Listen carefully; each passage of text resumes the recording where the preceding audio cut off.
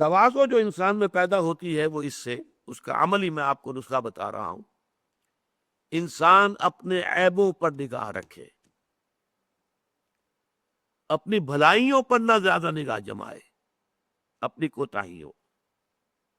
کون شخص ان کا کامل ہے؟ کامل کوئی نہیں، کسی نہ کسی پہلو سے کوئی خامی، کوئی کمی کہیں نہ کہیں تو ہے، اس پر نگاہ جمائے رکھو، تو اس سے یہ ہے کہ تکبر پیدا نہیں ہوگا، تواضع پیدا ہوگا، انسان کے اندر حلم پیدا ہوگا۔ اور تکبر کا ازالہ اس سے ہوتا ہے، انسان اس کائنات کی وسعتوں کا، اس کی پہنائیوں کا ذرا تصور کرے،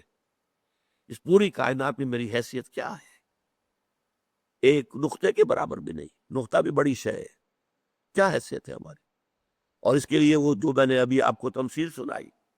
انک لن تخرق الارض ولن تبلغ الجبال طولا، کتنا ہی زمین پہ پاؤں پٹک پٹک کر چلو، تم ہماری زمین کو پھاڑ نہیں سکتے، اور کتنا ہی گردنوں کو اکڑا لو، اور کتنے ہی ان پر ترے اور چڑھا لو، تم ہمارے پہاڑوں کے برابر نہیں ہو سکتے۔ تو یہ در حقیقت اپنی جو بھی کمی ہے، اپنے آپ کو انسان سمجھے کہ میں بہت حقیر انسان ہوں، اس کائنات کے اندر میری حیثیت کیا ہے؟ ہاں، اللہ تعالیٰ کی نظر کرم اگر ہو اور اللہ تعالیٰ میری خطاؤں سے درگزر فرمائے تو بہت بڑا کامیابی کا معاملہ ہو جائے گا، ورنہ تو یہ ہے کہ ہر وقت انسان کو ڈرتے رہنا چاہیے، اپنی کوتاہیوں اور کمزوریوں کے اوپر نگاہ رکھنی چاہیے۔ اس سے یہ ہے کہ تکبر ہرگز پیدا نہیں ہوگا، بلکہ اللہ تعالیٰ کے جناب میں عجز اور انکساری جو ہے، جس کی کہ ہمیں حدیث کے اندر ایسی ایسی مثالیں ملتی ہیں۔ حضور اپنے اس مقام رفیع کے باوجود، سید المرسلین،